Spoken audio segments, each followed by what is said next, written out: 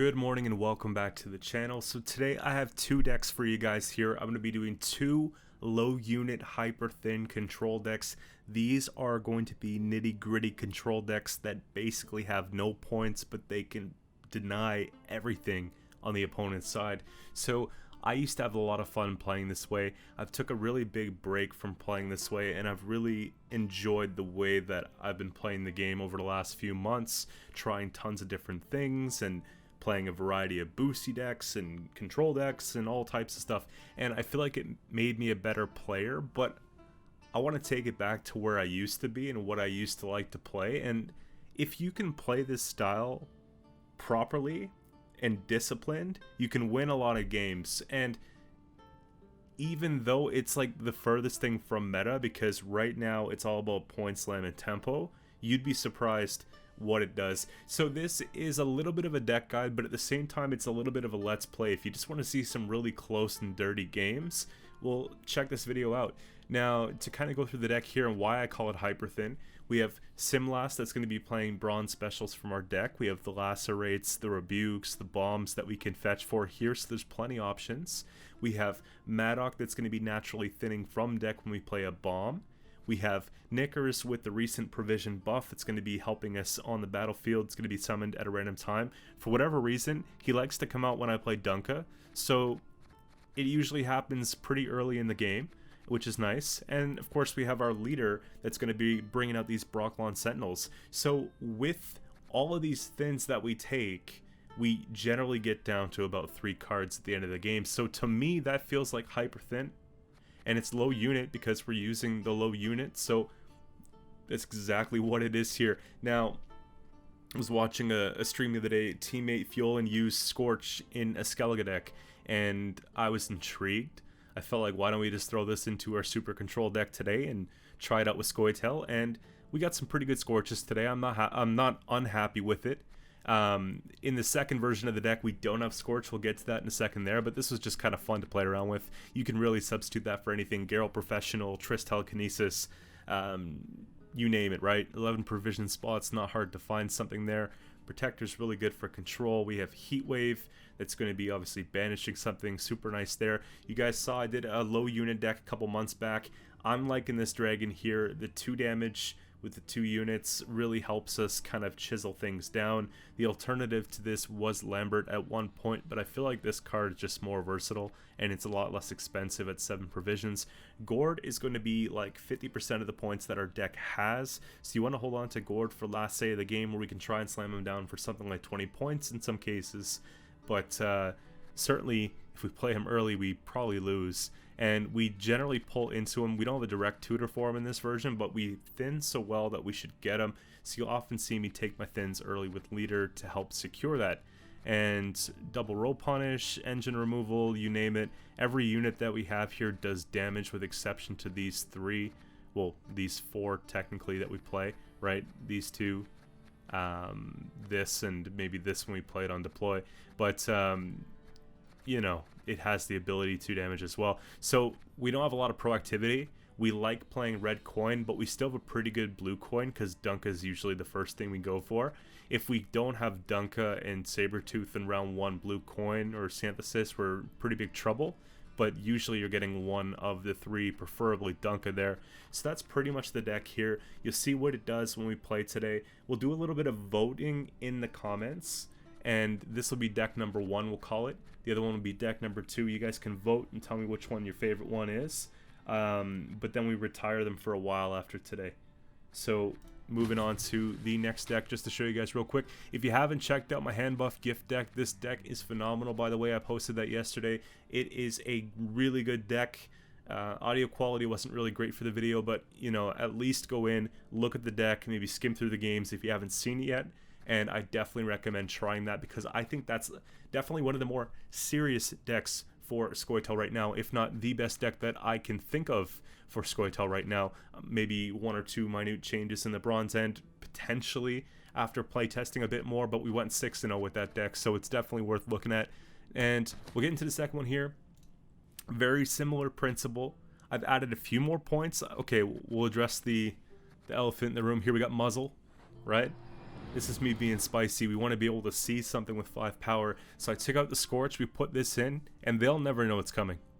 No one ever texts for a Vigo's Muzzle. Some of you guys might not even know this card exists. So if you feel like trying something new, this is a lot of fun to play. Trust me, we can ping things down with Leader to take a perfect muzzle. It's very satisfying. The majority of the deck remains the same. I changed a couple of the bronzes here because we don't have Scorch now. I went for Spores for a second Tall Punish, and I opted to go for, instead of Double Lacerate, I went for the Bountiful Harvests. So this deck has a bit more points. I'm not going to tell you which one my favorite is out of the two, but we'll leave that for you guys to decide. This is deck number 2, so 1 for the other one, 2 for this one. Both of the deck links will be in the description for reference if you guys forget which is which. The first 2 games we play today are going to be with the first deck. The second 2 games we play today are going to be with the second deck. So let me know what you think, and I'll be back tomorrow with a brand new video. I haven't decided if it's going to be a guide or something else Gwent related, but I know it's going to be Gwent related tomorrow. But we'll figure it out when the time comes. Let's get into it. And for the first game we have Nilfgaard Double Cross.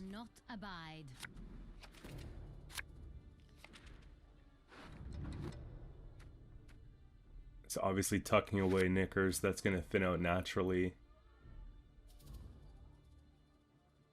Dunka here is nice because we have a handful of special cards. So a lot of these hand buffs are going to go onto our finishers here.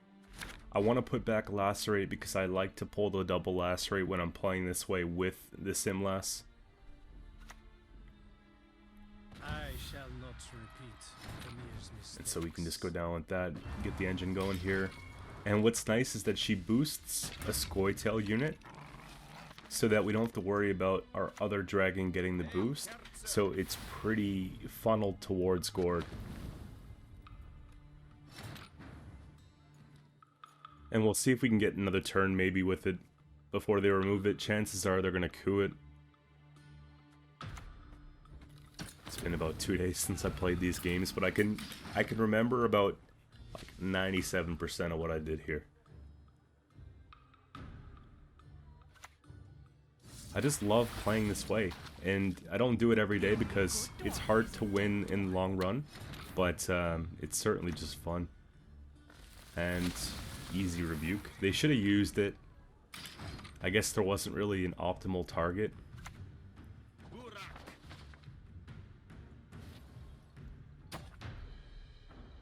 And that'll be just about any trap, but I'm not too worried about it here.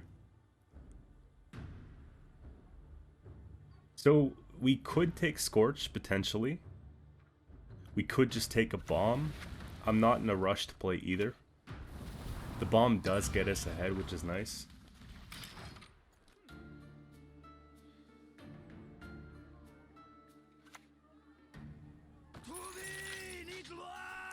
They got 2 5s. That looks like a Scorch to me. How do you not? Pretty satisfying. I was convinced. Now, it's only 10 points of removal for 11 provisions. I'm not saying it's good, but when it works, it feels good. Let's go ahead and take that first round.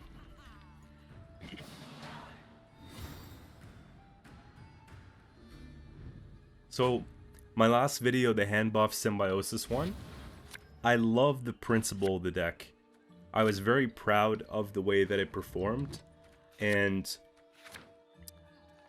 the actual explanation of the deck.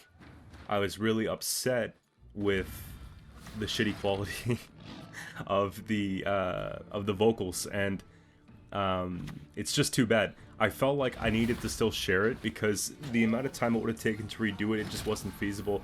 It would have had to push the video back, and I wanted to move on to some other ideas. But we'll definitely do like a little bit more of a practice run, or like a 5-second recording or something like that, just to make sure everything's in tune for videos going forward, so we're not left with any surprises like that.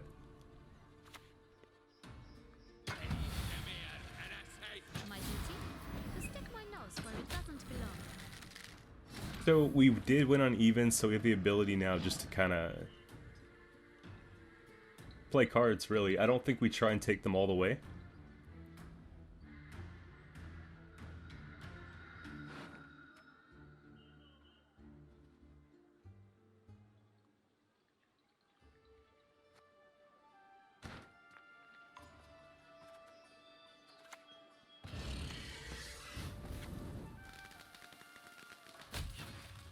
That's the idea here. We go thin out leader, we put them in a bad spot, and make that row just one unit again. You'll notice here though, even when we take really big commitment plays, it's not a whole lot of points. So all the points come from denying points, so we gotta be careful with what we're spending our removal on, otherwise it just doesn't work. I simply want you to admit it. It's like a really good heat wave. I don't know if we're gonna get a better one. That can also double proc in one turn, so we remove that first, I think.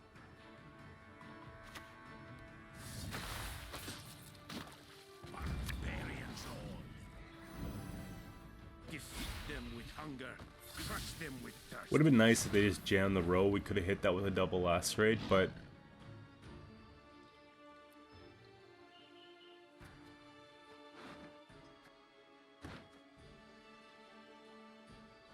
I think we just take that here. Put on a bit more pressure. We kind of want to see a couple more golds here if possible. But I really like our hand here. I don't mind taking Simlas because it means we can thin a bit more.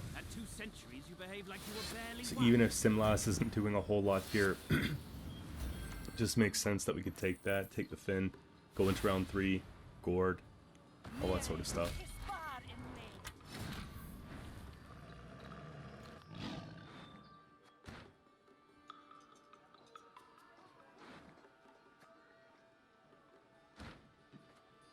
The jousts make it tricky. It's as if they knew kind of what we're up to here.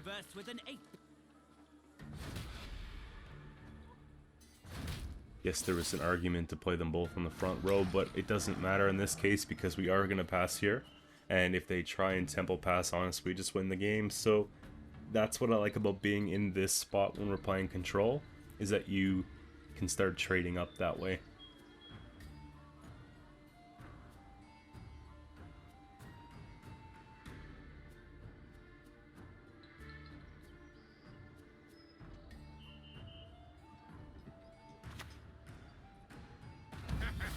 You see what I mean? Terra Nova coming down in round 2. It's like the perfect situation. Now we know that we can't make the points back and it's actually not worth it. So we can just go for the pass here.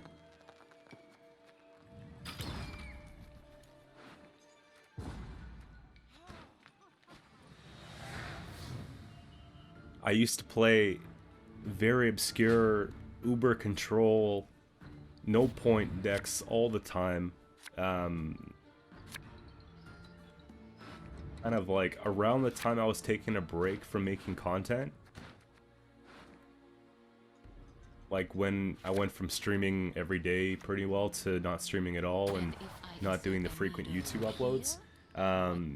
But obviously as I wanted to get more into content and become a better player, I wanted to make more variety in the way I play, and my horizons opened up a little bit. And this is just kind of a throwback for me to kind of like what I've been playing from time. Maybe not the exact deck, but the style of play.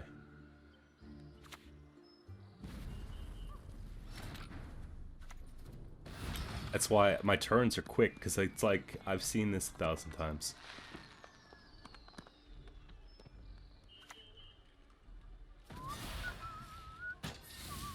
And at this point, I don't think they have any cards left that are going to be able to take us out here. We've got the bomb that's going to bring out the Maddock, the Gourd Slam with no answer. We're pretty good.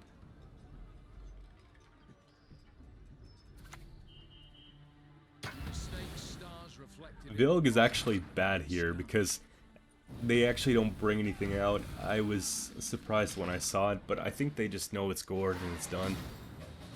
So go with that. Moving on to the next one here. This is pretty satisfying because Syndicate has been tearing the ladder for the last month or two. And now we have a chance to get rid of a lot of the value that they get from a lot of the removal stuff.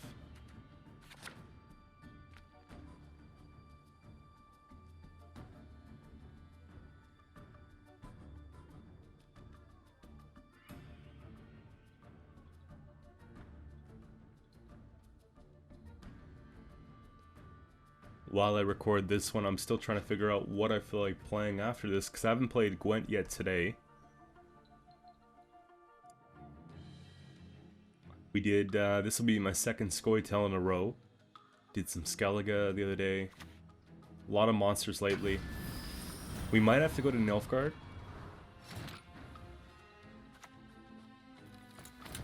Lately you guys haven't been liking the Syndicate stuff. But also there's not really a whole lot to do with Syndicate. I did Firesworn as well. I'm tired of playing Jackpot myself. There we go, we'll just clear that out of the way, because it's gonna get bad if we don't deal with it.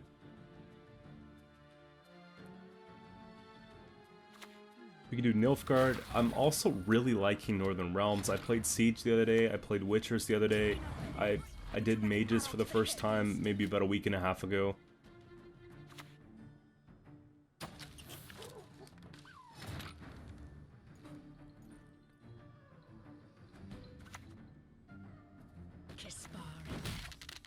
I don't know, it'll be a surprise, I guess.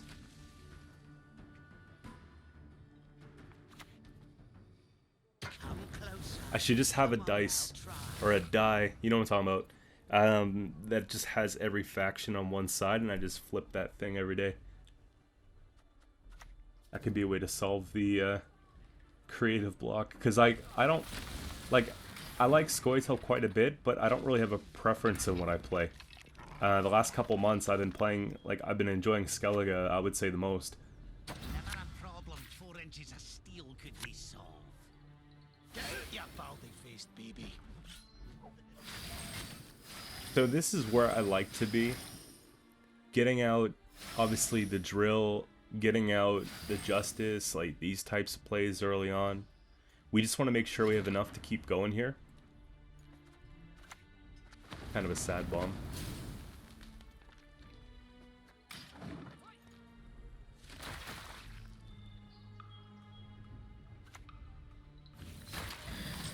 And there goes Dunka. That's kind of one of our indications to maybe go. But, I'm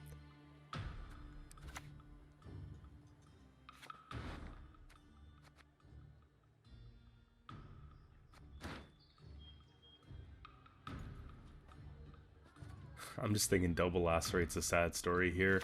Protector keeps us out in front. The bomb just provokes a pass. Simlas goes for the Thin as well. I do miss that for the Cleaver play. But I'm just looking at this here, okay. We lose 2 more points, we're still up. They have to play something.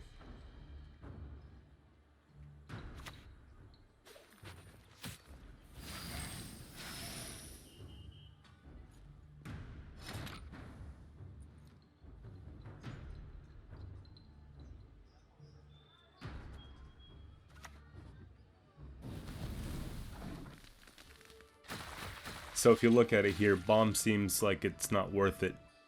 However, it keeps us ahead, and that's kind of what's important to me. I know that they're playing hyper control. We're doing something similar. We win the round 2-1. That's all that matters, that we win the round.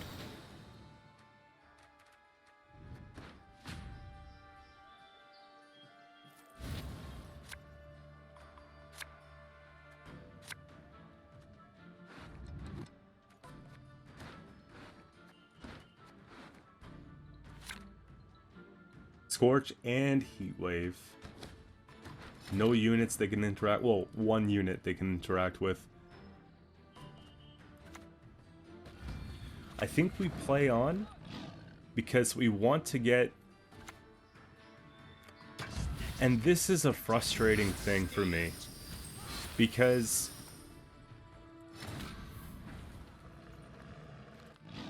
we cannot use the order before we Scorch. We have to click it, otherwise it'll affect our side of the board.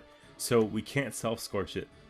And it's kind of annoyed because I'm thinking, okay, I guess we can't play Scorch here, but we can always die for a bit more. Would have been nice to be able to Scorch all 3 of the cards. We probably would have got an instant forfeit there.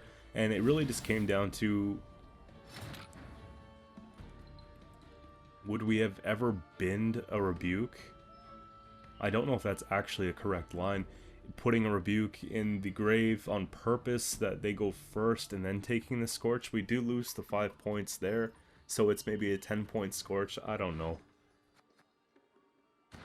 Or we just save it for round 3.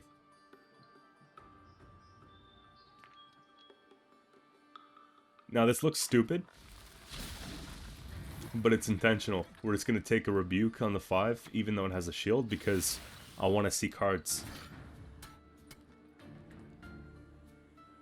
And I'm deciding here that there's a chance they have the whole Savola combo, King of Beggars. They might have something that goes tall in round 3. We kind of want to keep those tall punish units, or specials, and then keep that tall unit we've got there. So it only goes so far. Top deck Gord, that's good. Hand's pretty good here. Now, if I'm not mistaken, they've gotten rid of the Maddock, so we can just maybe dunk back the bomb is what I'm looking at here. I think that we want to have either the... Well, I guess that's fine. We play it first. But yeah, because I'd like the elf, but the elf is also something you can give a bounty to and kill, right? And we already have one card like that in hand. I guess they would stack here. Yeah, I'm not upset with that at all, because we could take the either way, whether it be a D-bomb or making a bomb, we're taking out the Cobb here.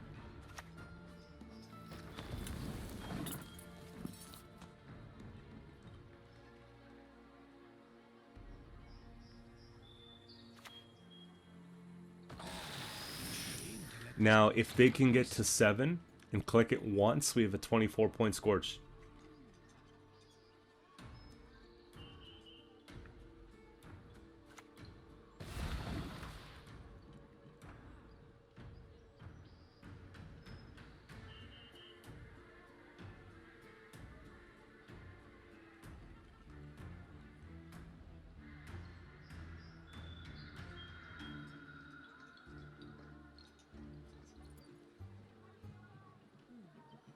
That's all I want to see.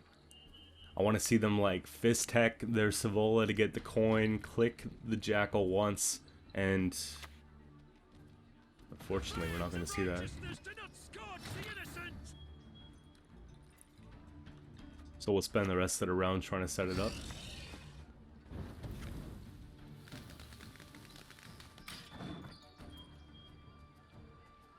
But I think it's always Scorch 1, Heatwave other. We should still be fine.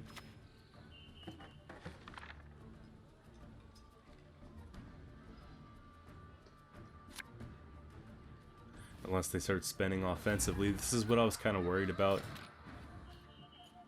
Now, I have to think long and hard about Heatwaving the Horson, because I think if we Heatwave the Horson, we lose the game.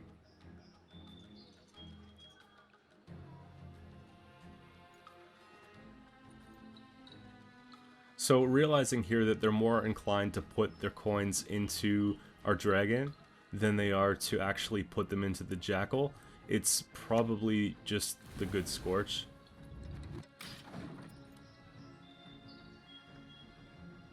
Now we've got 11 save points. That's a big problem here.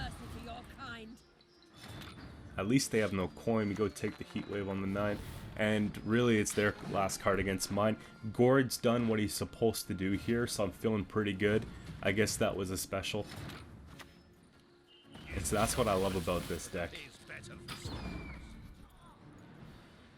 Syndicate has a tough time. Now, King of Beggars changed that a little bit, but they still have a pretty difficult time. This is going to be the second version of the deck. So, first one had Scorch, this one has Muzzle, so if you're just skipping to this point, first 2 games were a different deck. This is going to be a different deck. We got to keep it entertaining. 2 decks, 1 guide, basically. And same thing applies here, right?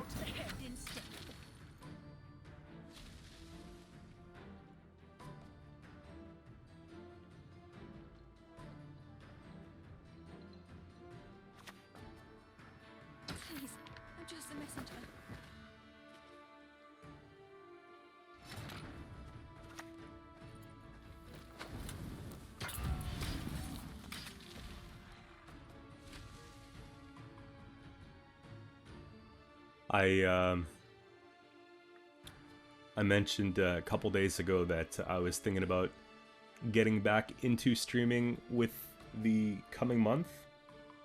So take a look out for that on Twitch in February. Now, I'm not going to be streaming on a full-time basis at first because, you know, I just kind of want to get used to it. If you guys are, like, I don't want to say new to, but unfamiliar with streaming for yourself, it is sometimes tiresome, right? You're kind of there for 4, 5, 6 hours at a time. That in addition to my other content, I just want to make sure I'm kind of approaching it in a way that I won't burn myself out.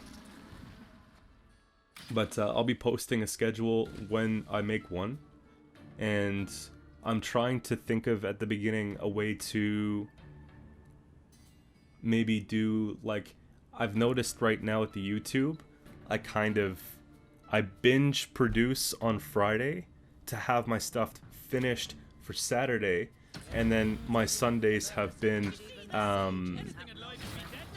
more conversational or more let's plays, you know, something that's not as stressful. Well, none of it's really stressful, but something that doesn't require as much preparation, I guess you could say. I'm thinking about putting maybe streams kind of more towards those days, because when I'm full-pledged, let's build a deck, make a deck, record a deck, make a thumbnail, all that type stuff, I don't necessarily feel like streaming as well for 4 or 5 hours. So yeah, we're answering cards here one by one. That's pretty much it. This is really satisfying for me because mages are taking over the ladder by storm right now. So being able to go in, remove all these annoying, crazy engines, and just give them absolutely no carryover opportunity here is very satisfying. Now, we are on blue coins, so it's very important for me to want to win this round because we can't afford to be bled in round 2. We just don't have the points.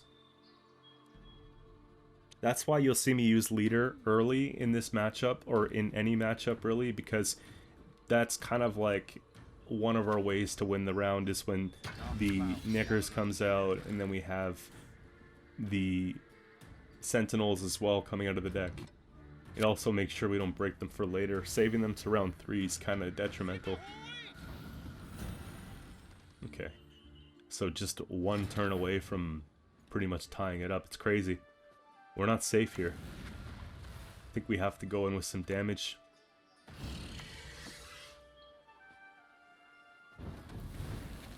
Now, it's not directly targeting something, it's just playing for points in this instance, but we're fine.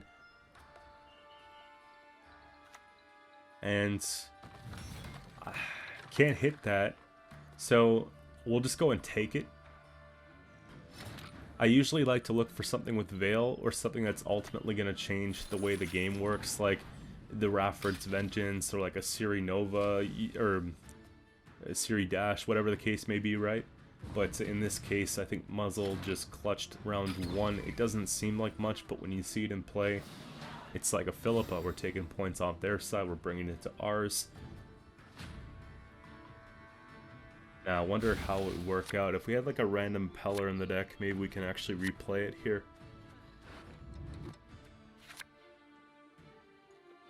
That might be doing the most, though. So, we missed, like, some win conditions. Why should I, an elf, a sage, converse with an ape? I'm feeling pretty good about trying to get something out here. The reason why we're playing, 4 points is better, is because I start seeing siege engines and I start thinking siege. And I kind of want to see if we can get a scenario drawn in round 2 at the expense of our Thin. I don't want these units on the board anyways in round 3 because they'll just get killed. So playing them here makes a lot of sense. But we don't want to get in a spot where we're losing here, so we got to be careful. I'm a medic. I tend to know what I'm doing when I prescribe something. That's kind of annoying, but making a bomb is also a thing. I guess they know that.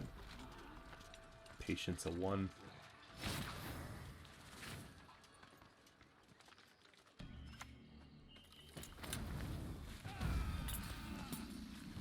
sucks we can't flip the Maddock here. I don't want him.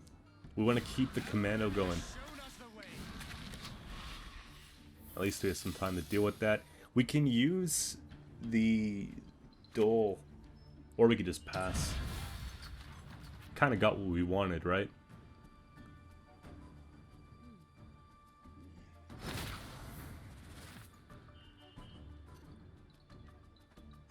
Or did we? I guess, okay. I'm looking back at this laughing, but like, no, it makes sense.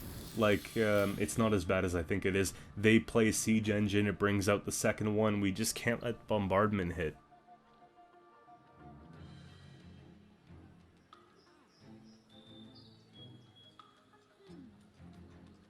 What's clicking Maddock does actually turn the commando back on, so yeah, I'm good with that.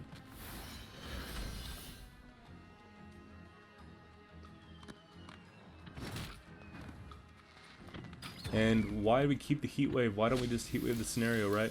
I mean, Amphibious pulling into something that's like 10 power on a short round 3 is a nice heat wave too.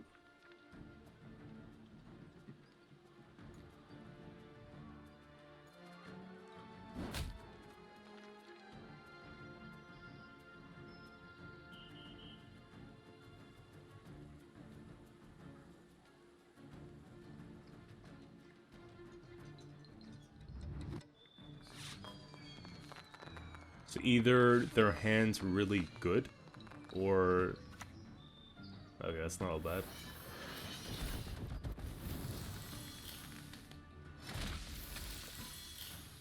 And this is like a good example of...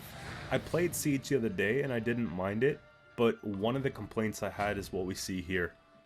When a no-unit Maddock deck can bleed, you, like, that should be some sort of indication about the tempo of the deck.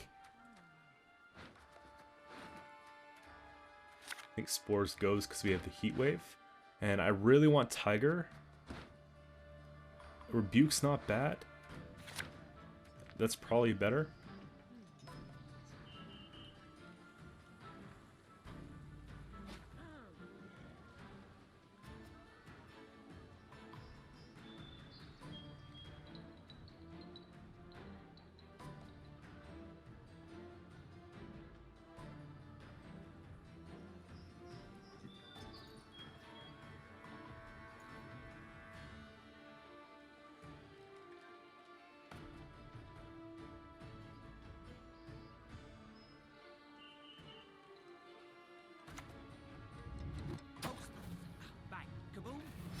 And this is just where we do really well.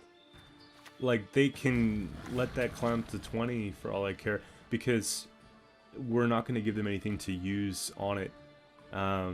If they boost it, we can heat wave it. If they don't boost it, we can take Rebuke.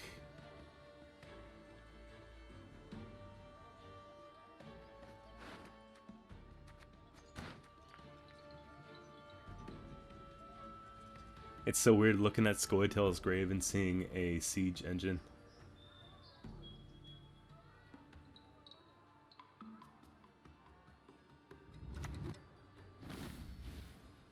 You've met your match, puppet. Now I can't take out both, but we can definitely take out one of them. I think we have to focus on killing the taller one first, and then the second one we can use the protector on.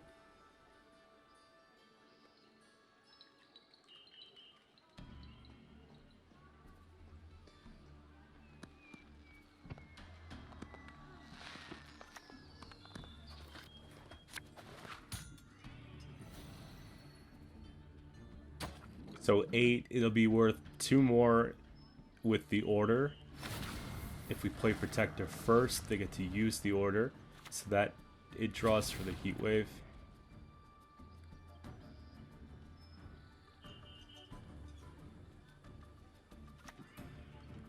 Now we have to pick. So yeah, Student's worth more.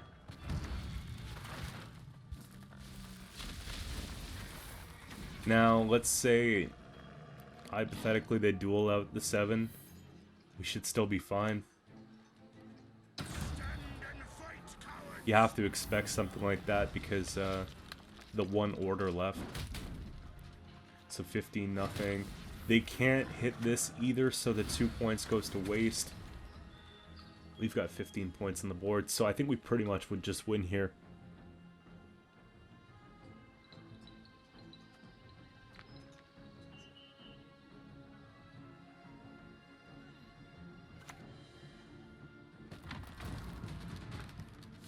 And there you go.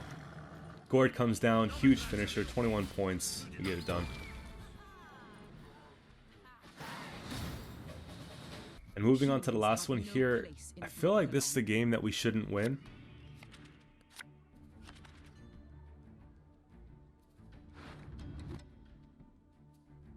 So we've been very consistent with our Dunka draws. Muzzle might be good here against something like one of the Crow Clan Preachers, or maybe the Crow Mother. That's a good handful of specials in Gord. This is like perfect.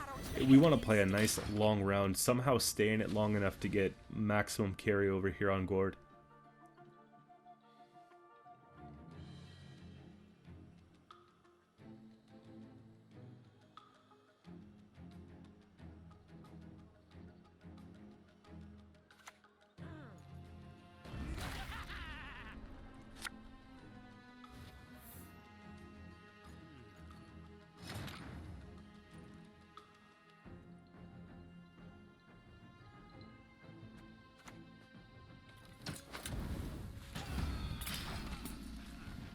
Now, argument to go rebuke that, but I find like there's going to be so many good rebukes in this matchup that I don't necessarily want to use one here to save them like to get an extra point essentially, because when they use an alchemy, you see what I mean, it heals with their leader abilities passive.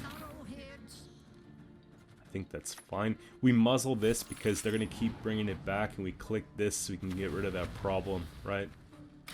So it kind of works out to being the same thing here. Knickers comes out. So now we've actually got a little bit of tempo going on here.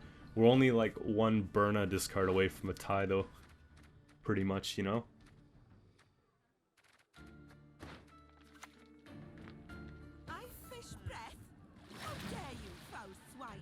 This kind of trades down. No matter what we do here, we're damaging that card. So they can click that for the rain. Maybe it makes more sense to put a bomb out than a rebuke or something. Don't really want to take our carryover unit and spend it here, so that should be fine. If they don't click, then we can go and remove that next turn, I guess.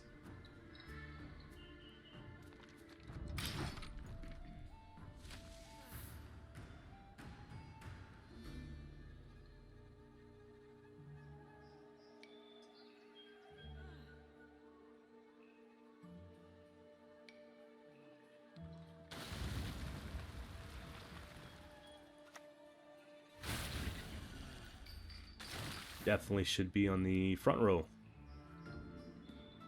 But it makes sense that they do it that way because Dunka's gone. It's a late removal on Dunka, so some damage has been done. We've gotten 4 points of carryover so far. I don't feel comfortable playing any further because everything we have is deploy, and there's really not a lot we can do here. So they get 8, we go down to 7, that should take the round for them, you see what I mean? Now we have to worry about them bleeding, but it's hard to say if they will. They love that long round too. Like, long round as well. Like round 3 being 10 card would be perfect for this type of matchup.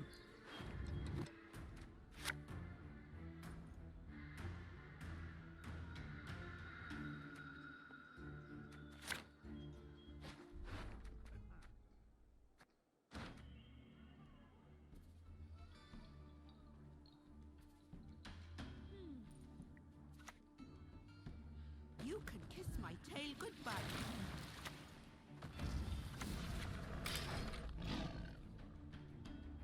So they might be bluffing us here. They might just play to 7 and pass. I play Saber first because I don't think Saber gets a lot of value in a matchup where they're going to have so many crows on the board. So keep that in mind. This game's going to roll out a little bit different than the previous games because we are saving our leader ability. We're not using it early on, so it could work for us, it could work against us. We'll see how we top deck here. Okay, we pull into one of them. We just have to make sure we don't pull into the second one.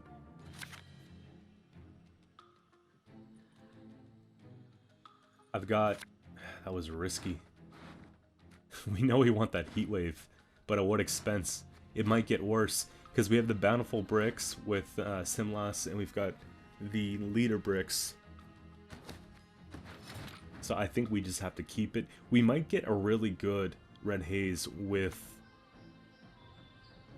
those crow clans, right? Because they like to put the Mardromes down.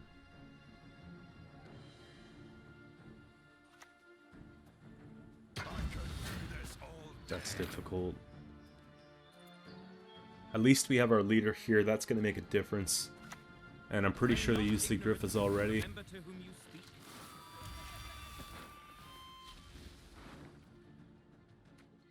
We take Whisperer and we hope that they don't Mardrome it. That's always the running risk when you play this card. The soil is fertile with magic, and dead to wine.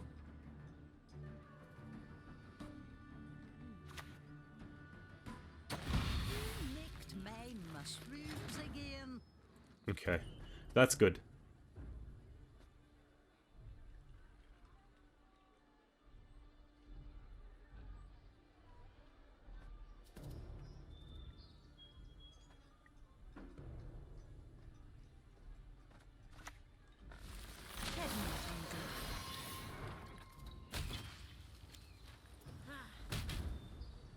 I felt like it might be appropriate here to hold on to that last little leader bit, because we might be able to complete a kill with it later.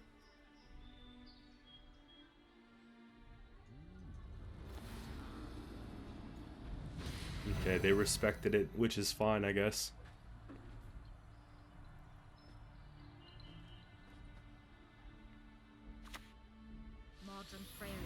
Puts it up to 6. No insult. So that's actually very good for us still.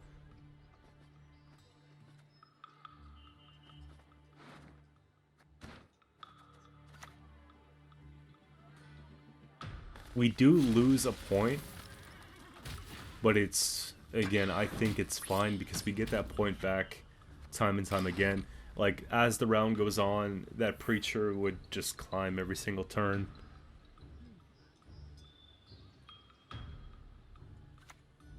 Bow before modern prayer. Or it's not bonded, turns into a 5, which ultimately would get answered by Protector here. Pretty satisfying.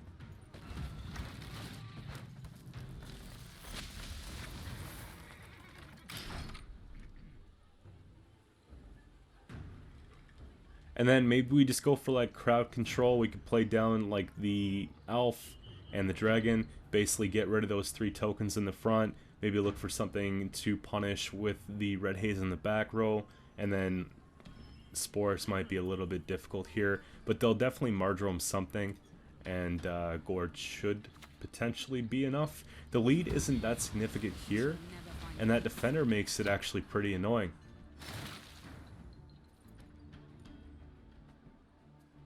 That changes everything. I forgot about that.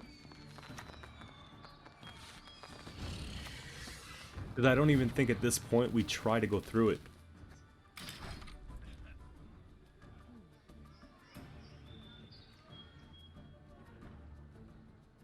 Just thinking, what are we gonna haze though?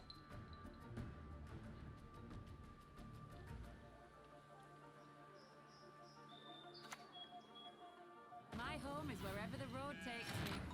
At least they have a brick as well.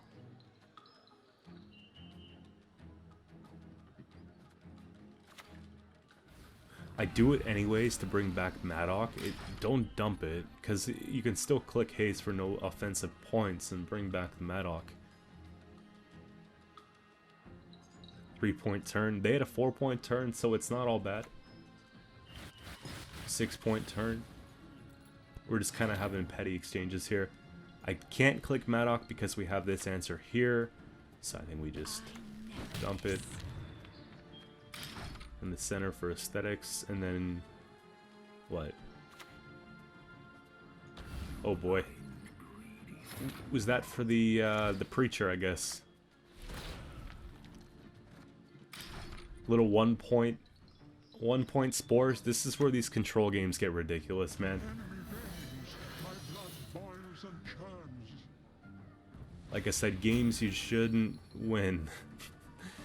Shouldn't just win it all. Clicking with 1 turn left is not advisable, so they did lose the 2 points there. But I don't think the game will be decided by 2 points. We'll see you guys tomorrow with a brand new video. Have a good day.